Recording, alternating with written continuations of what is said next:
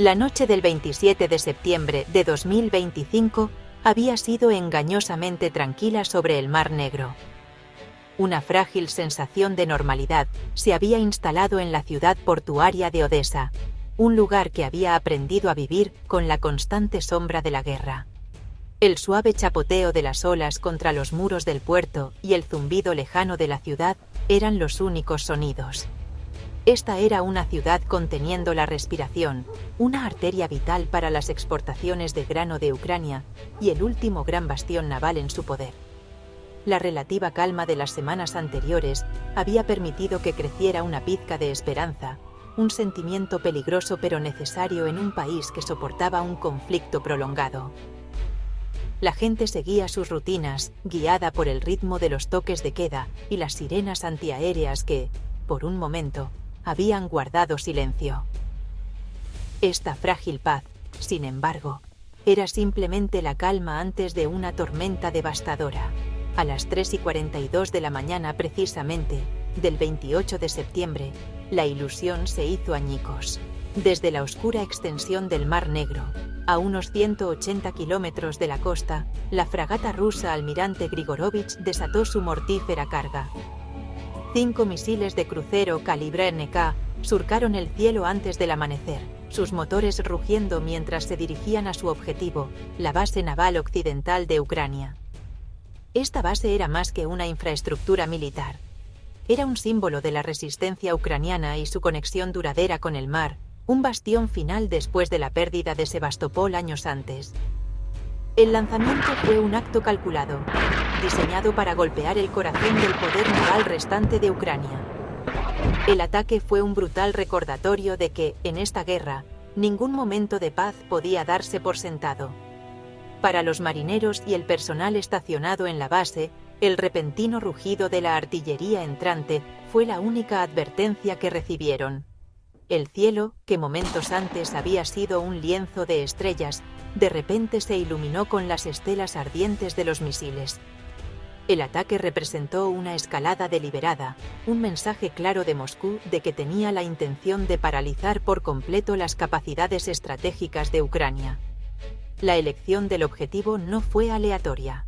Al apuntar al corazón naval de Odesa, Rusia buscó cortar el salvavidas de Ucrania a la economía global y desmoralizar a sus defensores en un golpe rápido y destructivo. Lo que siguió fue un espectáculo aterrador de la guerra moderna. La noche silenciosa fue desgarrada por el sonido de las explosiones y la respuesta frenética de los sistemas de defensa aérea. El ataque no fue solo una maniobra militar, fue un asalto al espíritu mismo de Odesa, una ciudad conocida por su vibrante cultura y significado histórico. La ciudad dormida fue despertada violentamente, sus residentes sacudidos de sus camas por los estruendosos impactos que hicieron temblar edificios a kilómetros de distancia. La calma había sido una mentira, un breve interludio antes de que la guerra mostrara una vez más su rostro más feo, dejando un rastro de destrucción e incertidumbre a su paso. El amanecer llegaría sobre una ciudad marcada y una nación una vez más obligada a enfrentar una amarga realidad. Los misiles que llegaban provocaron una respuesta inmediata y desesperada de los defensores ucranianos. Los sistemas de defensa aérea NASAMS de última generación, una piedra angular del escudo protector de Ucrania, cobraron vida.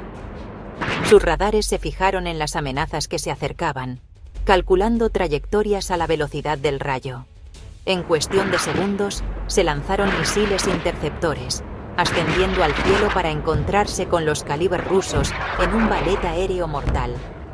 Durante unos tensos momentos, la noche se iluminó con una serie de destellos brillantes, ya que 3 de los 5 misiles de crucero entrantes fueron neutralizados con éxito, explotando inofensivamente en lo alto del suelo.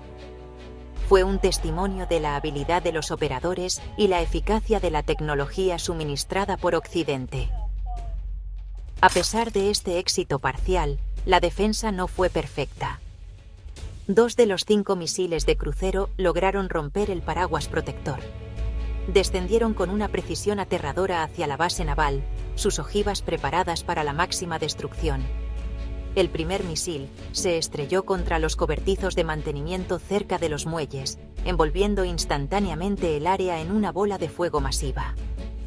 El segundo asestó un golpe devastador contra 2 de las patrulleras de Ucrania, las embarcaciones Ucrania 312, que estaban amarradas en el muelle.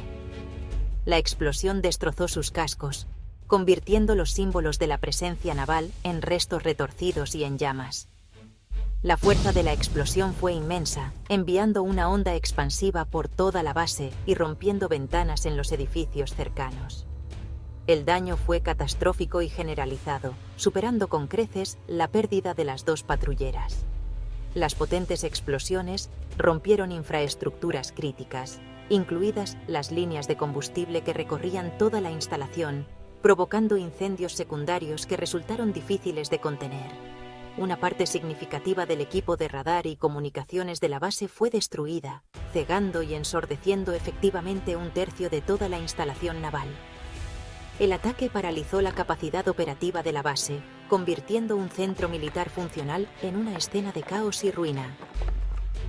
Los incendios proyectaron un inquietante resplandor naranja sobre el puerto, iluminando el humo que se elevaba hacia el cielo nocturno, una cicatriz visible en la costa de la ciudad.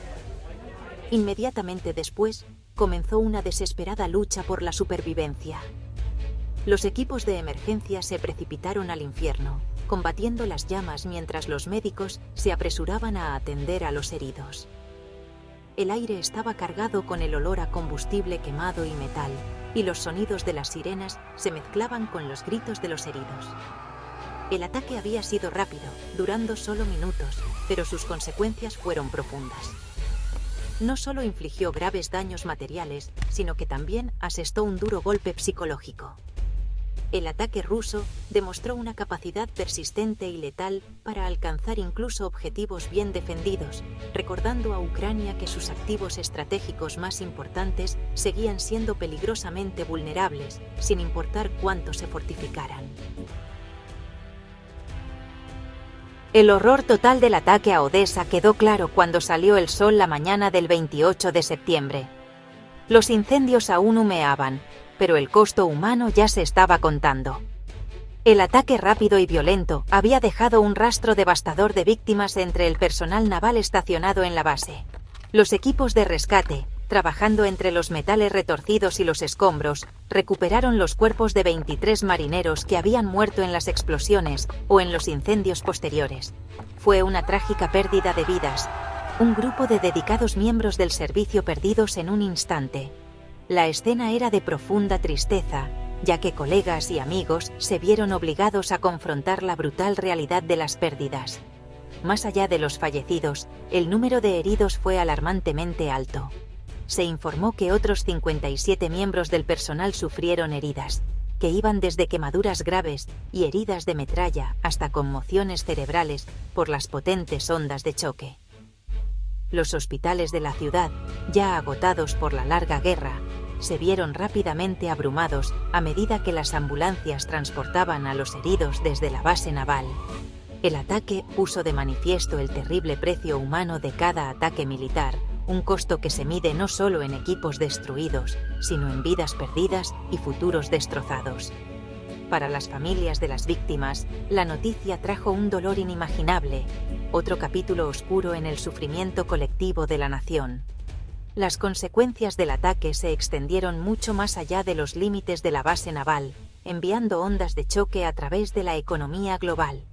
El puerto de Odesa era la arteria principal de la iniciativa de granos del Mar Negro, un corredor crítico para exportar productos agrícolas ucranianos al resto del mundo. Con la base naval parcialmente destruida y la seguridad de las rutas marítimas puesta en duda, todo el tráfico marítimo se detuvo inmediatamente.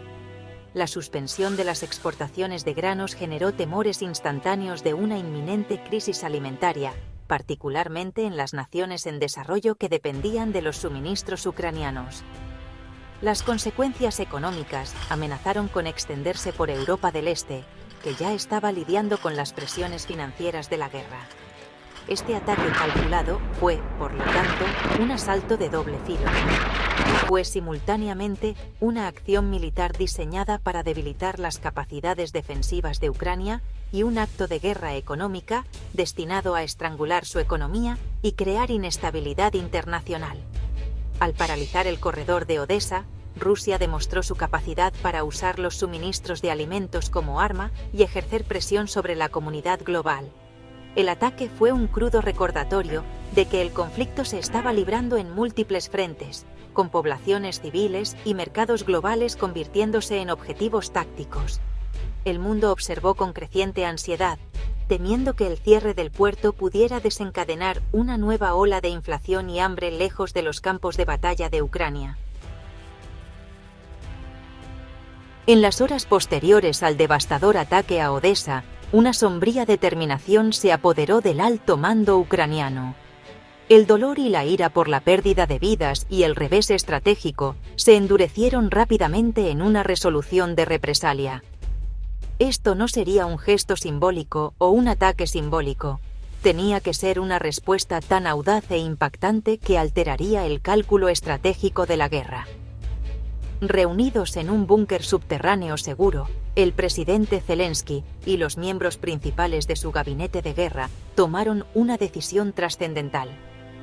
Autorizaron una atrevida contraofensiva, con nombre en clave Operación Enjambre de Hierro, un plan que se había desarrollado para una contingencia así. La orden fue dada al general Mykola Romanenko, el respetado comandante del Comando de Operaciones Conjuntas de Ucrania. Romanenko era conocido por su enfoque innovador y poco convencional de la guerra moderna. Un líder que abrazó tácticas asimétricas para contrarrestar la superioridad numérica de Rusia. Entendió que una respuesta convencional, ojo por ojo, sería ineficaz.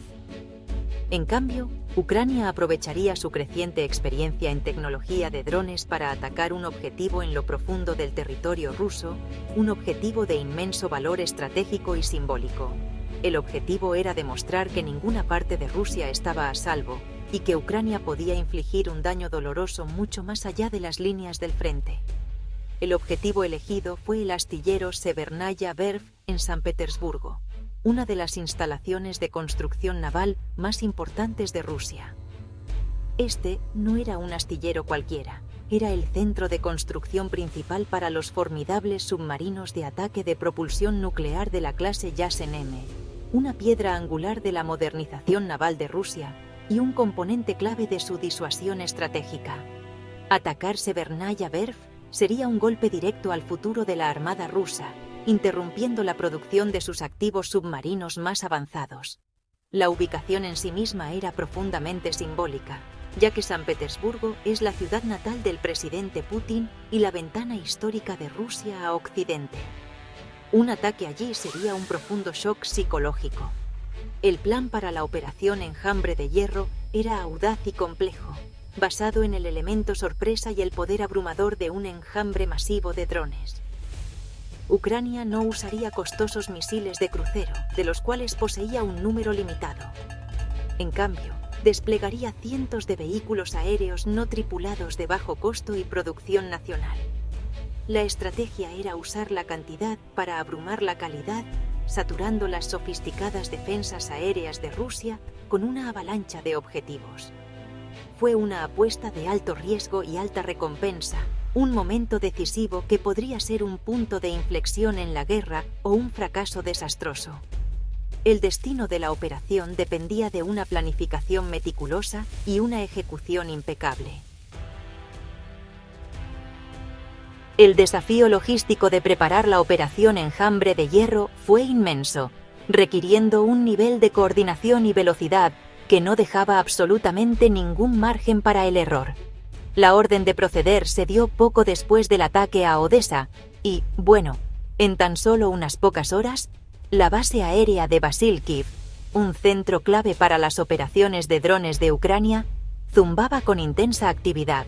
Los equipos de tierra trabajaron incansablemente bajo los reflectores, preparando una enorme flota de 540 drones para la misión de largo alcance. Cada UAV fue sometido a revisiones finales de su combustible, sistemas de guía y carga explosiva. Había una palpable sensación de urgencia, ya que el éxito de la misión realmente dependía de lanzarse antes de que Rusia pudiera anticipar un ataque de represalia a tan gran escala.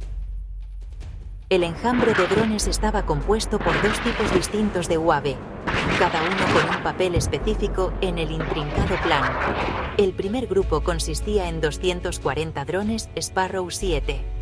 Estos no estaban diseñados para llevar explosivos, sino que estaban equipados con avanzados paquetes de guerra electrónica.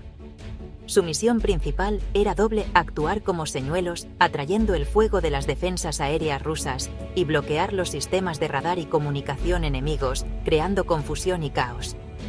Los Sparrow 7 eran los peones sacrificables en este mortal juego de ajedrez, diseñados para allanar el camino para el ataque real. Su presencia era crucial para cegar al enemigo y asegurar que la segunda ola pudiera llegar a su destino. El segundo, y más letal, componente del enjambre era una fuerza de 300 drones suicidas Stingray ER. Estos eran el verdadero poder de ataque de la operación Enjambre de Hierro.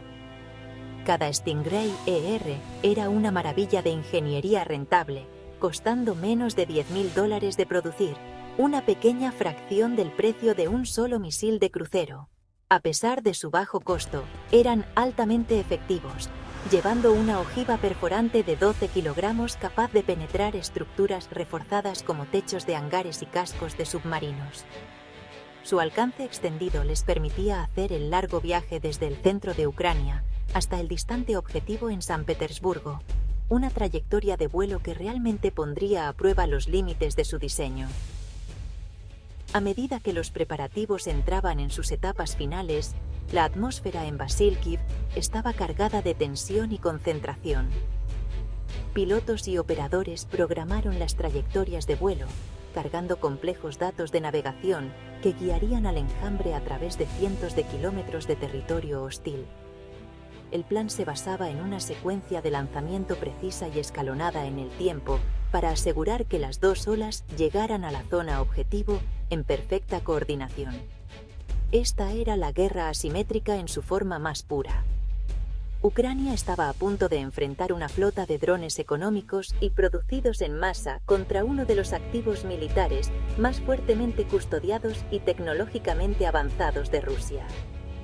El éxito de la operación Enjambre de Hierro dependería de si este enjambre de tecnología barata podía superar y abrumar las defensas de una superpotencia. Cuando la oscuridad cayó una vez más el 28 de septiembre, la primera ola de la operación Enjambre de Hierro fue lanzada desde la base aérea de Vasilkiv. Los 240 drones de guerra electrónica Sparrow 7 ascendieron al cielo nocturno, sus motores un zumbido bajo mientras formaban una formación suelta y extendida. Su trayectoria de vuelo fue deliberadamente abierta, diseñada para ser detectada por los sistemas de radar de alerta temprana rusos. Volaron a una altitud media, sin intentar ocultar su aproximación al cruzar el espacio aéreo ruso. Su misión era actuar como cebo, para presentar una amenaza ineludible que la red de defensa aérea rusa se vería obligada a enfrentar. El éxito total de la operación dependía de este sacrificio inicial. Como se predijo, las tripulaciones de defensa aérea rusas estacionadas alrededor de San Petersburgo entraron en acción. El enjambre de 240 objetivos que se aproximaba iluminó sus pantallas de radar, apareciendo como un asalto masivo y coordinado. Los formidables sistemas de defensa aérea S-400 y Pantsir S-1, considerados entre los mejores del mundo, fueron activados. Los lanzadores de misiles giraron a su posición y una andanada de interceptores fue lanzada al cielo. Los operadores de defensa aérea creyeron que estaban frustrando un gran ataque ucraniano y desde su perspectiva estaban teniendo un éxito espectacular. Uno por uno, los drones Sparrow 7 fueron derribados del cielo en una serie de explosiones de fuego. Mientras los defensores rusos se concentraban en destruir esta primera ola, los Sparrow 7 estaban cumpliendo su función secundaria e igualmente crítica. Mientras eran atacados, sus paquetes de guerra electrónica estaban en pleno funcionamiento, emitiendo potentes señales de interferencia. Estas señales fueron diseñadas para interrumpir las frecuencias de radar y los canales de comunicación rusos, creando ruido electrónico que degradaba la conciencia situacional de los defensores. Aunque los drones estaban siendo destruidos, simultáneamente sembraban confusión y sobrecargaban los sistemas del enemigo. La gran cantidad de objetivos obligó a las tripulaciones rusas a gastar una parte significativa de sus misiles interceptores listos para disparar en un periodo muy corto. En cuestión de minutos, toda la primera ola de 240 drones fue aniquilada. En las pantallas de mando rusas habría parecido una victoria completa, una defensa exitosa contra un ataque de drones a gran escala. El cielo volvió a quedar en silencio. Los defensores probablemente informaron de un éxito total, creyendo que la amenaza había sido neutralizada. Pero esto era exactamente lo que el general Romanenko había planeado. La destrucción de la primera ola no fue un fracaso, fue el primer paso crítico. Las defensas aéreas rusas habían revelado sus posiciones, gastado su munición y sus sistemas de radar estaban siendo recalibrados después de la intensa interferencia electrónica. Estaban temporalmente vulnerables, cegados y desarmados, precisamente en el momento en que se acercaba la verdadera amenaza. Mientras los sistemas de defensa aérea rusos estaban ocupados enfrentando la ola de señuelos, la segunda parte del enjambre, mucho más letal, estaba ejecutando un acercamiento mucho más clandestino. Los 300 drones de ataque Stingray ER habían tomado una ruta diferente, volando bajo y rápido para mantenerse por debajo del horizonte del radar principal. A medida que se acercaban a San Petersburgo, descendieron a una altitud increíblemente baja, siguiendo el serpenteante camino del río Neva. Volando a solo 15 metros sobre la superficie del agua, los drones usaron el valle del río como un escudo natural, enmascarando su acercamiento de cualquier sistema de radar restante que pudiera haber estado escaneando los cielos. Eran como un río silencioso y mortal de tecnología fluyendo hacia el corazón de la ciudad. Esta técnica de vuelo a ras del suelo hizo que los drones fueran prácticamente invisibles. Las orillas del río y los propios edificios de la ciudad proporcionaron cobertura física, mientras que su baja altitud significaba que se perdían en el desorden de ecos de radar del terreno. Los defensores rusos, que acababan de gastar una gran cantidad de misiles en los señuelos de gran altitud, estaban en un ciclo de reabastecimiento y reinicio. Su atención estaba centrada en los cielos donde había aparecido la primera amenaza, no en el oscuro y estrecho corredor del río de abajo. El elemento sorpresa fue completo. Los Stingray ERs navegaron los últimos kilómetros sin ser detectados. Sus sistemas de guía a bordo fijados en las coordenadas preprogramadas del astillero Severnaya Verf.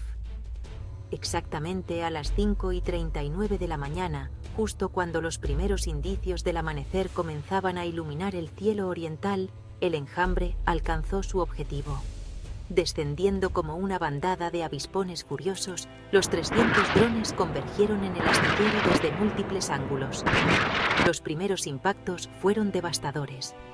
Los drones se estrellaron contra el vasto hangar de ensamblaje de submarinos, sus ojivas perforantes de blindaje atravesaron el techo antes de detonar en el interior. Otros apuntaron a la fundición de acero especializada, crítica para forjar los cascos de alta resistencia de los submarinos nucleares. Los talleres, el almacén de turbinas y los edificios administrativos fueron todos alcanzados en una rápida sucesión de explosiones que sacudieron todo el distrito. El ataque fue un modelo de precisión y fuerza abrumadora. En el lapso de solo unos minutos, todo el astillero fue envuelto en llamas. El patrón de ataque coordinado aseguró que la infraestructura más crítica fuera golpeada primero, causando una reacción en cadena de destrucción. Los depósitos de combustible y químicos se encendieron, alimentando explosiones secundarias masivas que enviaron bolas de fuego y columnas de humo espeso y negro a cientos de pies en el aire. El sonido de las detonaciones continuas era ensordecedor, un implacable redoble de destrucción. Para los residentes de los distritos circundantes, fue un despertar aterrador a la realidad de que la guerra había llegado a su puerta. El impacto del enjambre de drones en el astillero de Severnaya Verf fue apocalíptico. Los ataques, coordinados con mucho cuidado, habían convertido uno de los bienes militares e industriales más valiosos de Rusia en un infierno furioso. El hangar principal de montaje de submarinos, una estructura del tamaño de varios campos de fútbol, se derrumbó sobre sí mismo a medida que el fuego debilitaba su estructura de acero. Dentro, los cascos parcialmente construidos de 3 submarinos de la clase Yasen-M, cada uno representando una inversión de miles de millones de dólares y años de trabajo, sufrieron daños catastróficos. El calor intenso de las estructuras en llamas y la detonación de las ojivas deformaron y derritieron los metales especializados, dejando los submarinos completamente inservibles. La destrucción se extendió rápidamente por todo el enorme complejo.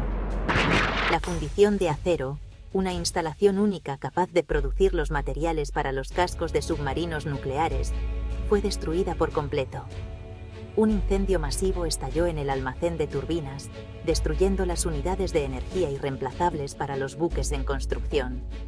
Testigos oculares informaron que las llamas saltaban hasta 70 metros hacia el cielo, proyectando un brillo infernal visible desde todo San Petersburgo. La fuerza de las explosiones fue tan grande que una potente onda expansiva se extendió hacia afuera, rompiendo aproximadamente 1.200 ventanas en los distritos residenciales vecinos al astillero.